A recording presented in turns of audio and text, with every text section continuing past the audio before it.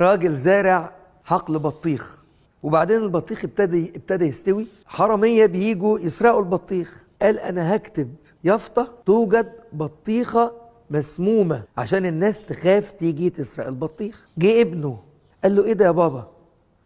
أنت حقنت بطيخة سم؟ قال له لا يا حبيبي، ده أنا حاطط اليافطة دي بس عشان الناس ما تجيش تسرق. قال له يا بابا الكذب مالوش رجلين. قال له يا ابني طب أعمل إيه؟ المهم بعد ما حط اليافطة دي لمدة 3 أيام ما تسرقش بطيخ.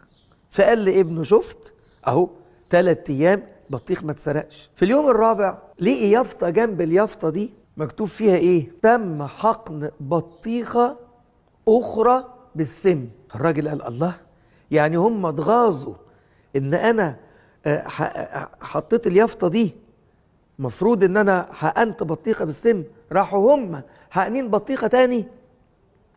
طب انا هعمل ايه دلوقتي؟ مش هقدر ابيع. طب فين البطيخه المسمومه؟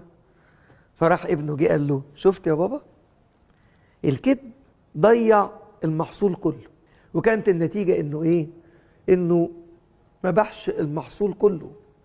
مش عارف بقى اني بطيخه اتحقنت بالسم.